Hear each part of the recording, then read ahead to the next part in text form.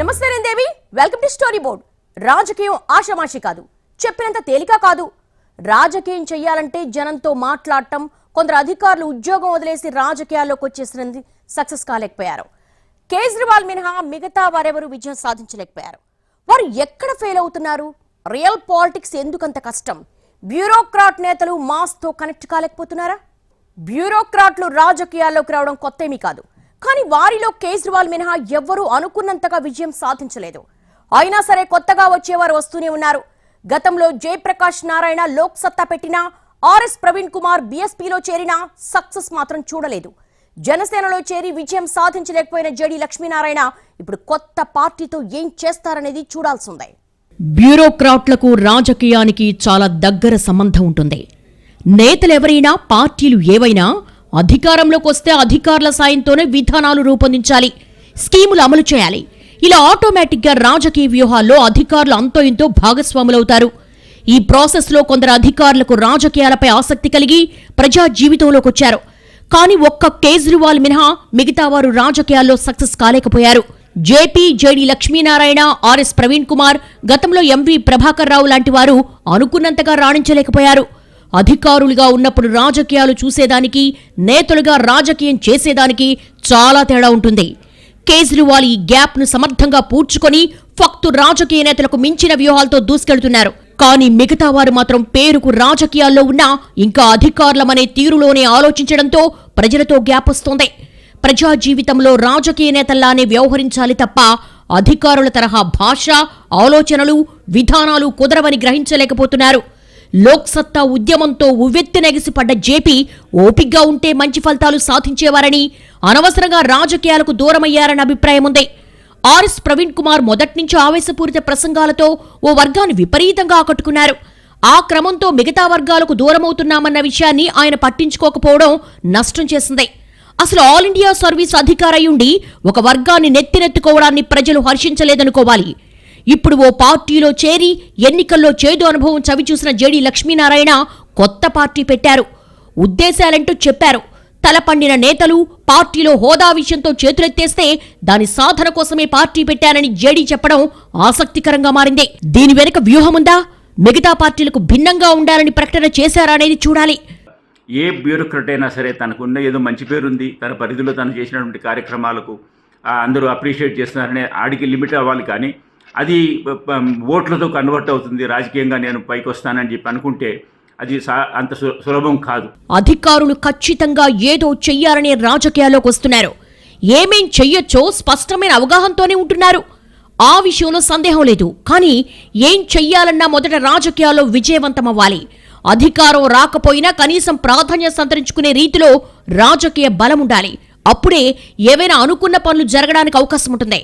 కానీ స్పష్టమైన ఆలోచనతో రాజకీయాల్లోకి వస్తున్న అధికారులు ప్రజలతో తమ ఆలోచనలు సూటిగా పంచుకోలేకపోతున్నారు. వీరి మాటలు బాగానే ఉన్నాయనుకుంటున్న వారు కూడా నమ్మకంగా ఓటేయడం లేదు. నేతలుగా మారిన అధికారులకు ప్రజలతో గ్యాప్ వస్తోంది. ఈ గ్యాప్ ఎందుకు వస్తోంది, దాన్ని ఎలా పూడ్చుకోవాలనే విషయాలు వారికి తెలియడం లేదు. అక్కడే మొత్తం తేడా కొట్టేస్తోంది.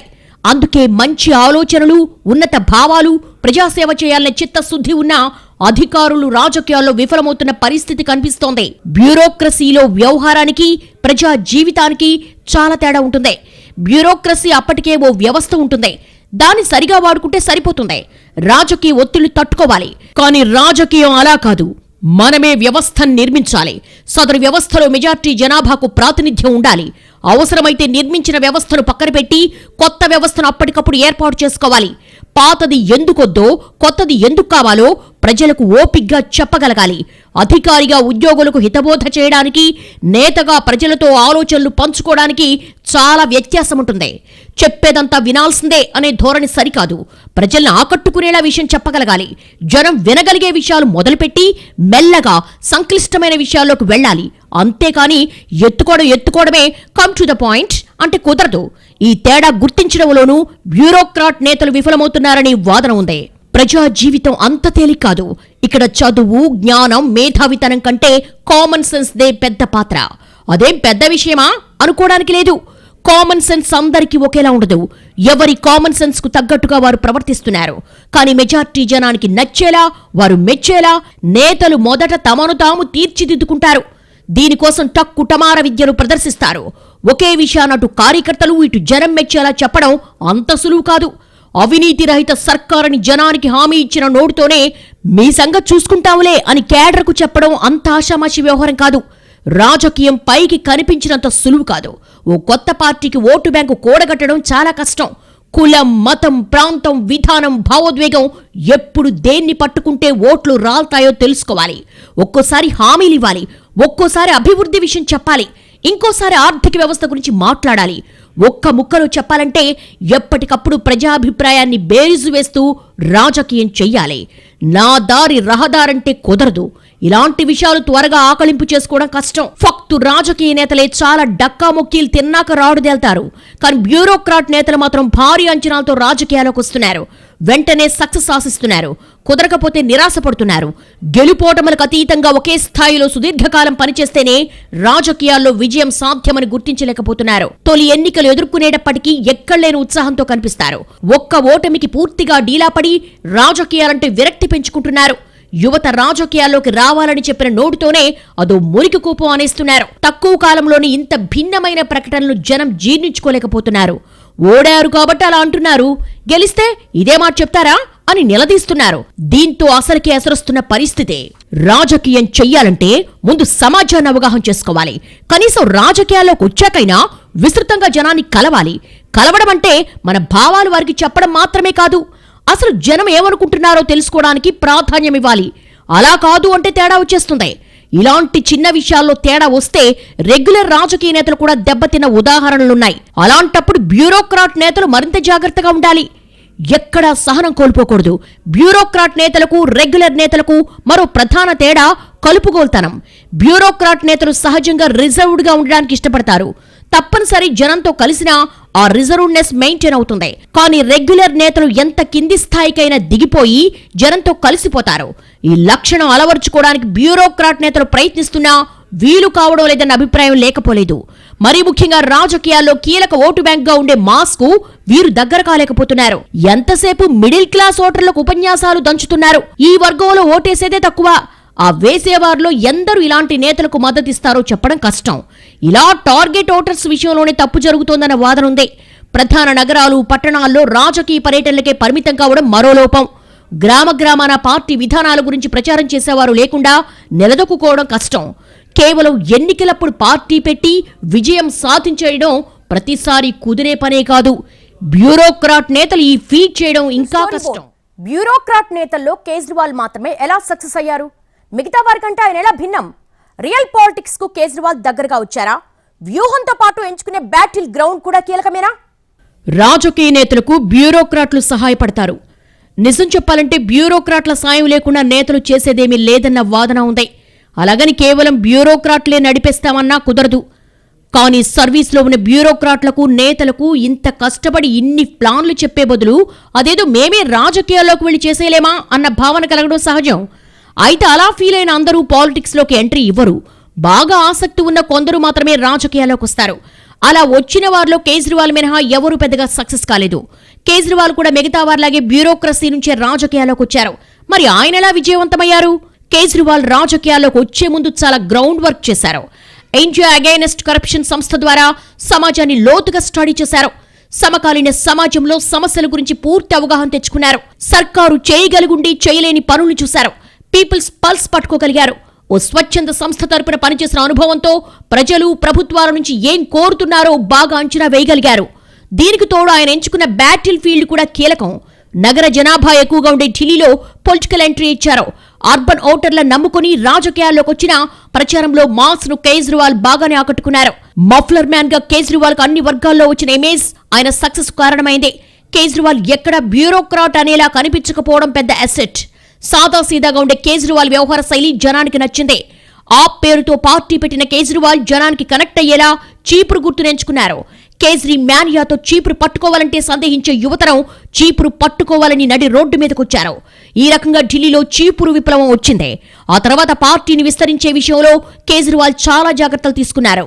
మొదట మెట్రో నగరాలకు, ఆ తర్వాత ద్వితీయ శ్రేణి పట్టణాలకు విస్తరించారు. గ్రామాల్లో జనాల్ని ఆకట్టుకోవడం కోసం కొత్త ఎజెండా మార్చారు. గ్రామాలకు తమ పార్టీ శత్రువు కాదని జనంలోకి తీసుకెళ్లారు. అక్కడ కూడా పార్టీ యువజన విభాగంతో విపరీతంగా పనులు చేయించారు.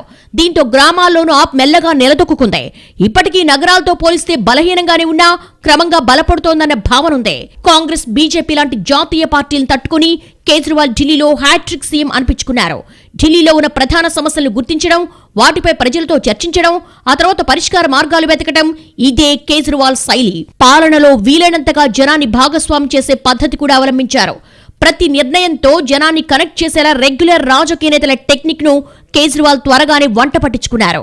కానీ మిగతా బ్యూరోక్రాట్ నేతలు ఆ విషయంలో పురోగతి సాధించలేకపోవడం మైనస్ గా మారుతోంది. ఢిల్లీలో అధికార పక్షంగా సత్తా చాటుతున్న ఆప్ మరికొన్ని రాష్ట్రాల్లో పేరుకు ప్రతిపక్షంగా ఉన్నా ప్రజా సమస్యలపై బాగానే నిలదీస్తోంది. అధికార పక్షాలకు సవాల్ విసిరేలా వ్యవహరిస్తోంది. రాజకీయాల్లోకి వచ్చిన దగ్గర నుంచి కేజ్రీవాల్ కాస్త గడుసుగానే వ్యవహరిస్తున్నారు. ఆయనపై కొన్ని విమర్శలు కూడా లేకపోలేదు. ఇండియా అగైనెస్ట్ కరప్షన్ లో ఉన్నప్పుడు ఓ టీంలో పనిచేసిన కేజ్రీవాల్ అధికారం దక్కగానే వాళ్ళందరినీ వదిలేశారన్న ఆరోపణలున్నాయి.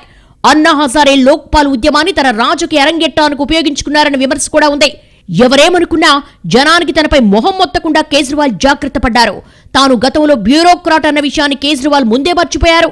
ఆ పెట్టిన దగ్గర నుంచి రెగ్యులర్ నేతలకు మించిన పొలిటికల్ డ్రామాలు, భావోద్వేగాలు పండించారు.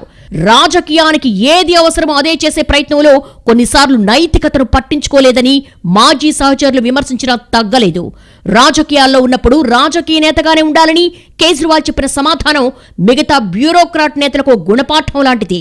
B a Roman in Rome అన్నట్లుగా రాజకీయాల్లో రెగ్యులర్ నేతలకు భిన్నంగా ఉంటే కుదరదు. విధానాల్లో భిన్నత్వం ఉండాలి కానీ వ్యవహార శైలిలో కాదని కేజ్రీవాల్ ప్రాక్టికల్ గానే నిరూపించారు. అదే సమయంలో ఎజెండా కూడా ఎవ్వరికీ వ్యతిరేకంగా ఉండకూడదు, అందరి బాగు కోరేలా ఉండాలనేది కూడా కేజ్రీ సూత్రం. అందరికీ అవసరమయ్యే విషయాలే ఆప్ ఎజెండాలో ఉంటాయి. ఫలానా వర్గానికి మాత్రమే మేలు చేసే నిర్ణయాలకు ఆ పార్టీ మొదటి నుంచి కాస్త దూరం పాటిస్తూ వచ్చింది.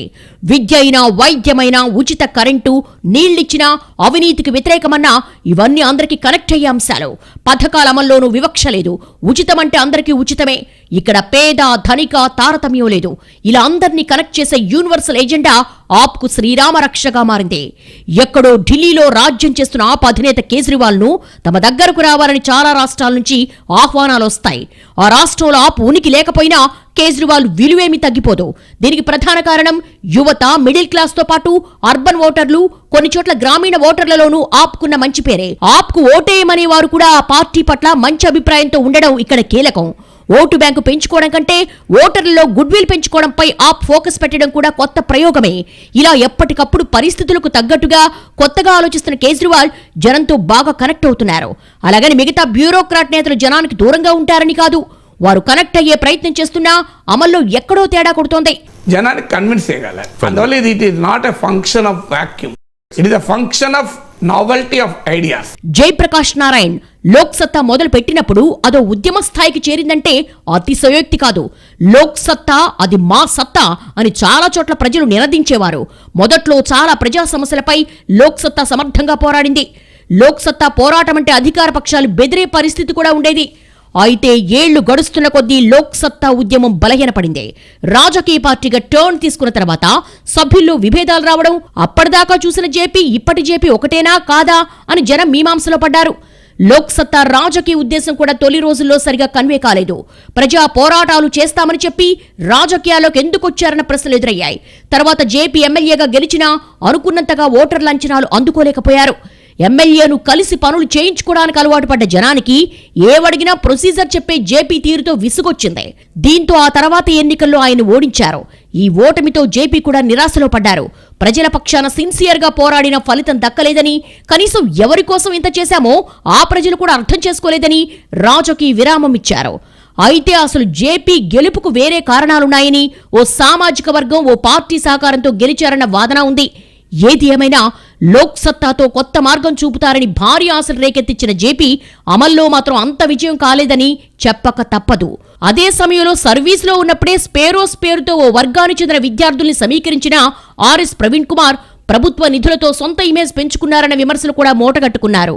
దుందుడుకు ప్రసంగాలు చేస్తారని పేరున్నా ఓ వర్గం ప్రయోజనాల కోసం చిత్తశుద్ధితో పనిచేస్తారన్న పేరొచ్చింది. మరింతగా ప్రజాసేవ చేయాలని సర్వీస్ వదిలేసి రాజకీయాల్లోకి వచ్చిన ఆర్ఎస్ ప్రవీణ్ కుమార్ బీఎస్పీలో చేరారు. ఎన్నికలకు ముందు కొన్ని నియోజకవర్గాల్లో పాదయాత్ర కూడా చేశారు. అయితే విజయం మాత్రం దక్కలేదు. కేవలం ఓ వర్గాన్ని నమ్ముకొని బరిలోకి దిగడం కొంప ముంచిందన్న ప్రచారం జరుగుతోంది. ఓ వర్గాన్ని బాగు చేద్దామనుకోవడం తప్పు కాదు, కానీ ఆ వర్గం ఎదగకపోవడానికి ఇతర వర్గాలు కారణమని, వాటిపై కత్తి కట్టేలా ప్రసంగాల ఉద్దేశం ఉండడాన్ని మెజార్టీ జనం జీర్ణించుకోలేదన్న వాదనుంది. జేపీ విషయంలో వ్యవహార శైలితో సమస్య వస్తే ఆర్ఎస్ ప్రవీణ్ కుమార్ దగ్గరకొచ్చేసరికి అజెండా తేడా కొట్టింది. ఇక జగన్ కేసుల దర్యాప్తు అధికారిగా ఫేమస్ అయిన జేడీ లక్ష్మీనారాయణ రాజకీయాల్లోకొచ్చి జనసేనలో చేరారు. అక్కడ తనకు నిరూపించుకునే అవకాశం దక్కలేదన్న భావనతో కొత్త పార్టీ పెట్టారు. కానీ హోదా కోసం పార్టీ పెట్టామన్న జేడీ మాటలపై భిన్నాభిప్రాయాలొస్తున్నాయి. రియల్ పాలిటిక్స్ ను బ్యూరోక్రాట్ నేతలు చూసే కోణం మారాలా? జనం కూడా బ్యూరోక్రాట్ల నుంచి ఎక్కువ ఆశిస్తున్నారా? ఏదో తెలివిగా చేస్తారనుకుంటే ఓడిపోయి సాకులు చెప్పడాన్ని జనం జీర్ణించుకోలేకపోతున్నారా? రాజకీయాల్లో నేతలకే కాదు జనానికి కొన్ని అంచనాలుంటాయి.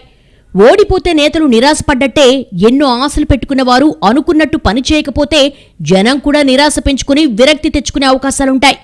రెగ్యులర్ నేతల విషయంలోనే ఒక్కో నేతపై ఒక్కో రకమైన అంచనాలుంటాయి. వారు ఏవో గొప్ప పనులు చేయకపోయినా పర్లేదు, కానీ అంచనాలు అందుకోకపోతే మాత్రం ప్రజాక్షేత్రంలో తేడా వచ్చేస్తుంది. ఇక బ్యూరోక్రాట్ నేతల మీదైతే ఈ అంచనాలు మరీ ఎక్కువగా ఉంటాయి. ఎందుకంటే రెగ్యులర్ నేతల కంటే వీరికి అవగాహన ఎక్కువని జనం నమ్ముతారు. బ్యూరోక్రాట్ నేతలు ఏమీ చెప్పకముందే జనం వారి ఎజెండా ఏంటో డిసైడ్ అవుతారు. అవినీతి ఉండదని, సమస్యలకు వాస్తవ పరిష్కారాలు చూపుతారని, గాల్లో మేడలు కట్టే హామీలు ఇవ్వరని అనుకుంటారు. ఈ ఎజెండాలో ఎక్కడ తేడా వచ్చినా, ఏ అనుమానం వచ్చినా ఇక సదరు నేతలు ఏం చెప్పినా వినడం మానేస్తారు. ఆయనంతే అదో టైపు అని తీసిపారేస్తారు. అందుకే జనాన్ని ఆకట్టుకోవడానికి రెగ్యులర్ నేతల కంటే బ్యూరోక్రాట్ నేతలు ఎక్కువ కష్టపడాలి. ఎజెండా క్యాచీగా ఉండాలి. ఇందులో కొత్తే ఉంది అనిపించకూడదు. అతిశయోక్తులున్నాయనేలా ఉండకూడదు. వాస్తవాలు చెబుతున్నారనే భావన కలగాలి. మొత్తం మీద ఆయన నమ్మొచ్చు అని జనం నమ్ముకోవాలి. మొదటి స్పీచ్తోనే అద్భుతాలు చేయాలనేం లేదు. నిదానంగా ఆయన నిలబడి పోరాడాలి. ఒడిదుడుకుల్ని తట్టుకుని జనంతోనే ఉండాలి. ఎలాంటి పరిస్థితి ఎదురైనా దాన్ని తనదైన పద్ధతిలో ఎదుర్కోవాలి. బ్యూరోక్రసీ బ్యాక్గ్రౌండా ఆషామాషీనా అని జనం ఫీల్ అవ్వాలి. అంతేకాని ఓడిపోగానే డబ్బులతో గెలిచారని రెగ్యులర్ రొటీన్ రొడ్డకొట్టుడు సాకులు చెప్తే జనానికి వెంటనే విరక్తి వచ్చేస్తుంది. ఈ డైలాగ్ కొట్టడానికి నువ్వు రాజకీయాలు అవసరమా అంటారు. బ్యూరోక్రాట్ నేతలు ఫెయిల్ అయినంత మాత్రాన వారికి సత్తా లేదని కాదు, అవగాహన లేదని అంతకంటే కాదు. కాకపోతే జనానికి కనెక్ట్ అయ్యే విషయంలో ఎక్కడో తేడా కొడుతోంది. ఇది మార్చుకోలేనంత పెద్ద విషయమేం కాదు. కాస్త ఓపిగ్గా ప్రయత్నిస్తే ఖచ్చితంగా కుదిరే విషయమే. అయితే బ్యూరోక్రాట్ నేతలు ఖచ్చితంగా తమ వ్యవహార శైలిని, ఎజెండాను, జనంతో మమేకమయ్యే తీరును ఎప్పటికప్పుడు సరిచేసుకోవాలి. ఎక్కడా తేడా రాకుండా జాగ్రత్త పడాలి. సర్వీస్లో ఉన్నప్పుడు లీగల్గా ఎక్కడా తేడా రాకుండా ఎంత జాగ్రత్తగా ఫైల్ చేస్తారో ఇక్కడ కూడా అదే సూత్రం అప్లై చేయాలి. సమాజంలో ఎక్కువ మంది ఓటర్లకు కనెక్ట్ అయ్యేలా ఎజెండా సెట్ చేసుకోవాలి. ఎలాంటి విమర్శలు వచ్చినా సమర్థవంతంగా తిప్పికొట్టగలిగేలా ఉండాలి. రెగ్యులర్ నేతల్ని గమనిస్తూనే వారికంటే కొత్తగా ఏం చెయ్యొచ్చో ఆలోచించి అది చేసుకుంటూ పోవాలి. గెలుపోటములను పక్కన పెట్టి ఎప్పటికప్పుడు ప్రజా సమస్యలపై స్పందించాలి. తమ బ్యూరోక్రసీ అనుభవాన్ని ఉపయోగించి వాస్తవిక పరిష్కారాలు చూపాలి. సమ్మెలు జరుగుతున్నప్పుడు మధ్యవర్తి పాత్ర తీసుకుని అటు సర్కారుకు, ఇటు ఆందోళన చేస్తున్న వారికి ఇద్దరికీ హితవు చెప్పగలగాలి. అలా పనిచేసుకుంటూ పోతే ఖచ్చితంగా జనంలో గుడ్ విల్ పెరుగుతుంది. ఈ గుడ్ విల్ తర్వాత ఓటు బ్యాంకుగా కన్వర్ట్ అవుతుంది. 3 సార్లు మనకు అద్భుతమైన అవకాశం వచ్చింది. రాష్ట్రపతి ఎన్నికలు జరిగిన సందర్భంగా, ఉపరాష్ట్రపతి ఎన్నికలు జరిగిన సందర్భంగా ఢిల్లీ సివిల్ సర్వీసెస్ చట్టాన్ని పార్లమెంట్లో ప్రవేశపెట్టినప్పుడు 3 సార్లు మనకు అవకాశం వచ్చింది ప్రత్యేక హోదా అడగడానికి. కానీ అడిగే ధైర్యం ఎవరికీ లేదు. కానీ మళ్ళా దాన్ని ఎలక్షన్ ముద్దాగా తీసుకొచ్చి మళ్ళా ప్రత్యేక హోదా కోసం పోరాడతామని మళ్ళా చెప్పబోతున్నారు. ఈ అన్ని బూటకపు ప్రచారాలను సమాప్తి చేసి రాష్ట్రానికి ప్రత్యేక హోదా తీసుకురావడానికి పుట్టింది జై భారత్ నేషనల్ పార్టీ. సర్వీస్లో ఉన్నప్పుడు విధి నిర్వహణలో విఫలమైతే నెగిటివ్ మార్కులు పడతాయి. సర్వీస్ రికార్డులో తేడా వస్తుంది. ప్రమోషన్లు కూడా ఆలస్యం కావచ్చు. లూప్ లైన్లోకి వెళ్లొచ్చు. అదే మంచి పేరు తెచ్చుకుంటే స్ట్రిక్ట్ ఆఫీసర్గా పేరొస్తుంది. పోస్టింగులు ఎక్కడొచ్చినా అక్కడ దక్కే గౌరవానికి విలువ కట్టలేం. కానీ రాజకీయం అలా ఉండదు. ఇక్కడ గెలుపోటములు చాలా సహజం. గెలిస్తే కిరీటాలు పెట్టేయడం, ఓడిపోతే అణగదొక్కేయడం ఎవ్వరూ చేయరు. లేచినా పడినా అంతా వారి చేతుల్లోనే ఉంటుంది. టూకీగా చెప్పాలంటే సర్వీస్ లో ఎవరో వీరిని జడ్జ్ చేస్తారు, కానీ రాజకీయాల్లో మాత్రం వారిని వారే జడ్జ్ చేసుకోవాలి. ఇలా ఒక్కసారిగా మారిన పరిస్థితులను అర్థం చేసుకోవడానికి బ్యూరోక్రాట్ నేతలు ఇబ్బంది పడుతున్నారనే వాదన వినిపిస్తోంది. కానీ రాజకీయాల్లో ఉన్నా తామింకా సర్వీస్లో ఉన్నట్టు భావిస్తున్న బ్యూరోక్రాట్ నేతలు అనుకున్న విజయం దక్కకపోతే, అనుకున్న స్పందన రాకపోతే వారికి వారే ఫెయిల్ అయినట్టుగా భావిస్తున్నారు. జనానికి ముఖం ఎలా చూపించాలని తర్కించుకుంటున్నారు. నిజానికి వారు ఓడినా జనంలో వారి గౌరవానికి లోటు ఉండడం లేదు. కానీ ఈ విషయం కూడా బ్యూరోక్రాట్ నేతలకు తెలియకపోవడమే అసలు వివాదం. జనానికి భారీ అంచనాలు పెట్టుకోవడమే కాదు, ఎవరేం చేశారు, ఏం చేయగలరు, ఎందుకు చేయలేకపోయారో ఆలోచించడమూ తెలుసు. గెలుపునే కాదు ఓటమిని కూడా అర్థం చేసుకునే పెద్ద మనసు వారికి ఉంటుంది. ఎటొచ్చి బ్యూరోక్రాట్ నేతలకు ఆ స్థితప్రజ్ఞత ఉండాలంటే అవసరమైతే ఎజెండా మార్చుకోవాలి, మరోసారి జనం దగ్గరకు వెళ్లి అభిప్రాయ సేకరణ చెయ్యాలి. అంతేకాని నేను చెప్పిందే కరెక్టు, జనమే అర్థం చేసుకోలేదు అనుకోకూడదు. గుర్రం చెరువు మీద అలిగితే చెరువుకేం నష్టం ఉండదన్న సంగతి గుర్తుంచుకోవాలి. అదేదో మంత్రం వేసినట్టుగా బ్యూరోక్రాట్ నేతలు ఒక్కసారిగా రెగ్యులర్ నేతలుగా మారలేరనే మాట నిజం. కానీ ఖచ్చితంగా మారే ప్రయత్నం చెయ్యాలి. మొదటే సుదీర్ఘ ప్రయాణానికి సిద్ధపడి రావాలి.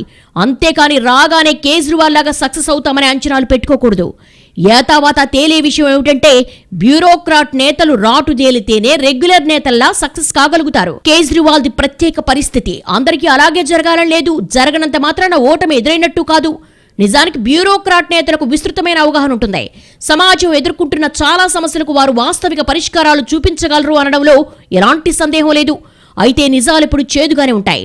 కానీ రెగ్యులర్ నేతలు జనానికి తీపి గుళికలే అలవాటు చేశారు. చేదు మాత్రలకు కూడా షుగర్ కోటింగ్ ఇస్తున్నారు. మెల్లగా జనాన్ని వాస్తవం వైపు మొగ్గేలా చేసుకోవాలి. రెగ్యులర్ నేతల మాటల్లో లొసుగుల్ని పట్టుకుని ఎండగట్టాలి. అన్నిటికీ మించి రియల్ పాలిటిక్స్ అంత తేలిక కాదని గుర్తుంచుకోవాలి. మాస్తో ఎవ్వరం మామూలుగా ఉండదని గ్రహించాలి.